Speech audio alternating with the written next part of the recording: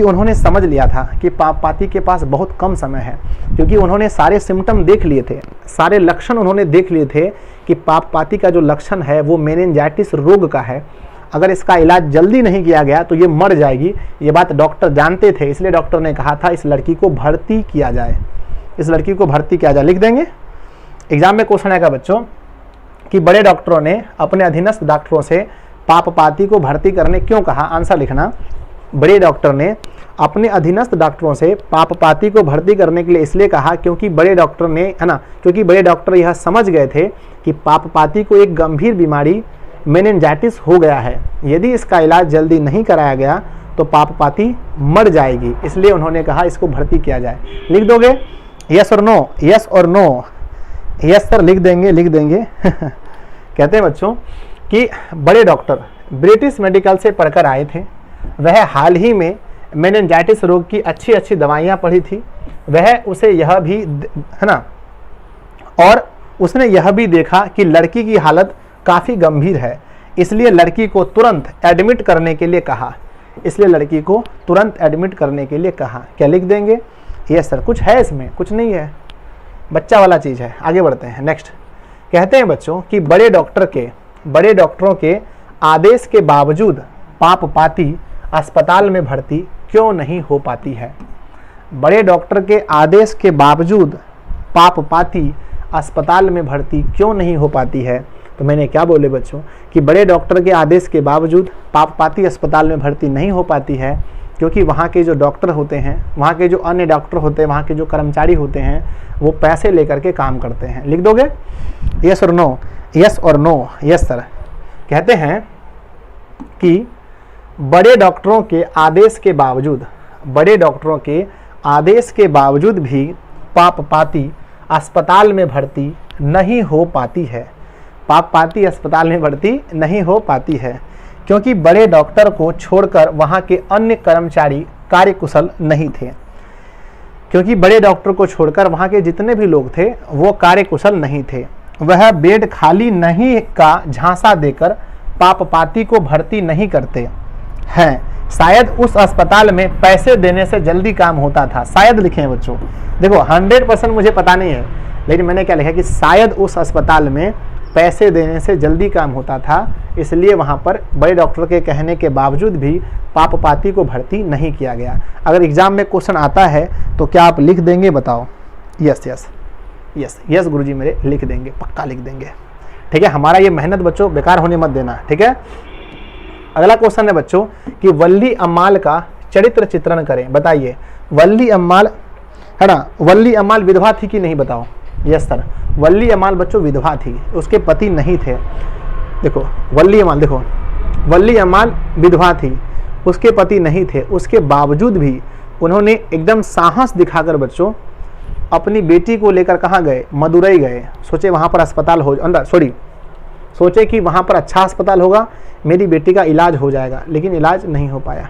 ठीक है, क्वेश्चन पूछा है कि वल्ली अम्माल के बारे में क्या लिखा है कि वल्ली अम्माल का चरित्र चित्रण करें। बच्चों वल्ली अम्माल इस कहानी की मुख्य पात्रा, देखो ये तो मुख्य पात्रा नहीं होगा, वल्ली अम्माल इस कहानी की एक पात्रा है, सॉरी हाँ ऐसा कह सकते हैं कि वल्ली अम्माल इस कहानी की मुख्य पात्रा पापपाती की अम्मा है। सही बात है, वल्ली अम्माल पापपाती की कौन थी? अम्मा है, जिसके पति इस दुनिया में नहीं थे। वह बहुत ही साहसी थी क्योंकि वह अपनी बेटी को गांव से लेकर इलाज कराने के लिए अकेले ही बड़े शहर मदुरई चले आती है। यहाँ के अस्पताल में अच्छी व्यवस्था न देखकर वापस अपनी बेटी को लेकर गांव चले जाती है। आप लोग बताओ बच्चों कि पापपाती का क्या हुआ होगा? बताओ, सोच के बताओ, पापपाती का क्या हुआ होगा? क्या उसका इलाज हुआ होगा या वो मर गई होगी? बहुत खतरनाक बात है, लेकिन पता नहीं क्या हुआ होगा, उसका इलाज हुआ होगा या मर गई होगी पता नहीं, क्योंकि उसका इलाज तो होना था अस्पताल में और अस्पताल वालों ने तो उसका इलाज किया ही नहीं। ठीक है, बताओ, सोच के बताओ, पता नहीं क्या हुआ होगा, है ना। अब पता नहीं उसका इलाज हुआ या फिर मर गई होगी बच्चों, है कि नहीं। चलो ये हो गया चैप्टर। चलिए अब नेक्स्ट है क्या कि कहानी का सारांश लिखे। तो कहानी है ना, सारांश का मतलब बच्चों वही लिखना है, कहानी के बारे में आपको लिखना है पूरा, कहानी का सारांश नहीं आता एग्जाम में आपका। ठीक है, चलिए अब लास्ट चैप्टर है बच्चों, कहते हैं अंत भला तो सब भला।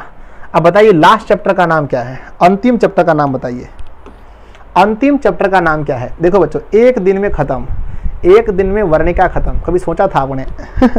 ठीक है, कोई दिक्कत नहीं, सिर्फ पढ़ने वाला बेहतरीन बच्चा हमें मिलना चाहिए, हम पढ़ा देते हैं। ठीक है, चलो 5वां अध्याय बच्चों, नाम क्या है बताओ? नाम तो सुना होगा, धरती कब तक घूमेगी, धरती कब तक घूमेगी, धरती कब तक घूमेगी बच्चों, है ना, धरती कब तक घूमेगी। ठीक है ना, ध्यान दीजिएगा, कहते हैं धरती कब तक घूमेगी। तो बच्चों धरती कब तक घूमेगी, तो हम इसके पीछे ट्रिक बनाए हैं। धरती कब तक घूमेगी तो आंसर देते हैं साल भर, साल भर, है ना। धरती कब तक घूमेगी बच्चों बताओ, हम आपसे पूछ रहे हैं, बताओ धरती कब तक घूमेगी, दंदन दंदन घूम रही है, बताओ धरती कब तक घूमेगी बच्चों। तो आंसर है साल भर, मतलब सावर दैया, 100 से साल, 100 से सावर दैया। तो बच्चों धरती कब तक घूमेगी, इसके लेखक कौन है, सावर दैया, दैया रे दैया, सावर दैया, सावर दैया। अगर आपसे पूछा जाए बच्चों कि धरती कब तक घूमेगी यह किस भाषा का है, धरती कब तक घूमेगी यह किस भाषा की कहानी है, तो बच्चों देखो जब धरती घूमेगी तो ट्रिक याद रखना, ट्रिक जो बोल रहे हैं, धरती घूमेगी तो बहुत राज करेंगे, हम यहाँ घूमते घूमते आपके यहाँ पहुँच जाएंगे, आप घूमते घूमते मेरे यहाँ आ जाना, यहाँ का बोर्ड वहाँ चल जाएगा, वहाँ का कॉपी यहाँ आ जाएगा। तो बच्चों जब धरती घूमेगी ना तो हम लोग खूब राज करेंगे, मौज मस्ती करेंगे, राज। तो धरती कब तक घूमेगी, जब धरती घूमेगी तो हम राज करेंगे, यानी यह राज का मतलब है बच्चों राजस्थानी। यह कैसी भाषा का कहानी है बताओ, राजस्थानी। ठीक है ना, इसके लेखक कौन है, सावर दैया। ठीक है, और अगर आपसे बोला जाए बच्चों कि इसका जन्म कब हुआ था, बच्चों इसका जन्म कब हुआ था, तो इसका जन्म हुआ था 1883 में, है ना बच्चों, है ना, जन्म कब हुआ था 1883 में।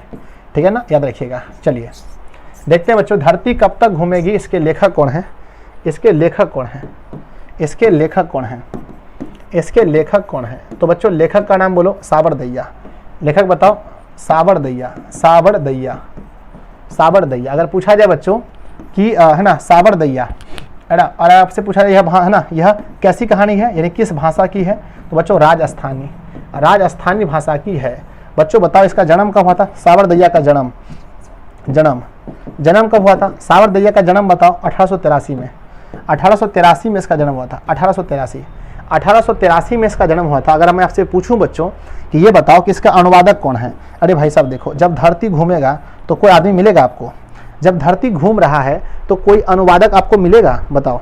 आप धरती घूम रहा है, भैया मेरा कहानी को अनुवाद कर दीजिए हिंदी में, नहीं हमने करेंगे, भैया मेरा कर दीजिए, कौन भाषा में, राजस्थानी, हमने करेंगे, आप कर दीजिए, नहीं करेंगे।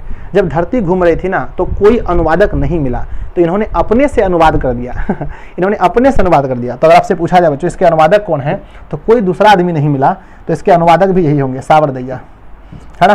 तो इसके अनुवादक भी कौन हो जाएंगे, सावर दैया, दैया रे दैया, सावर दैया।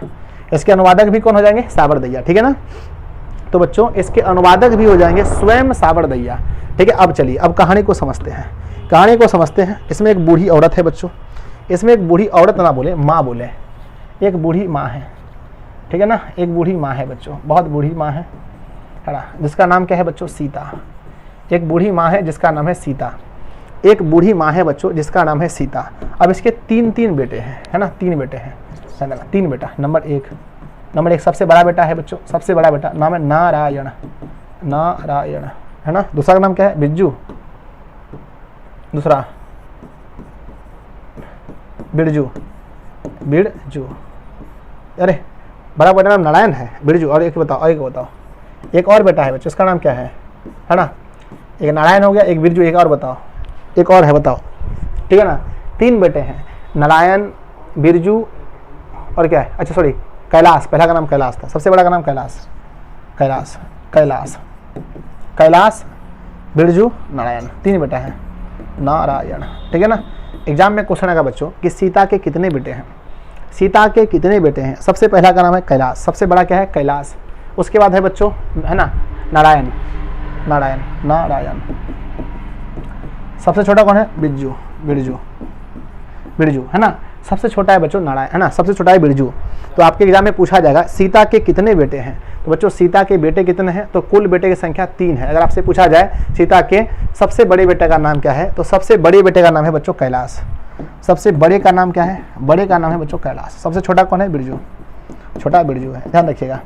अब बच्चों अगर 3 बेटे हैं तो बहू भी कितना होगा 3।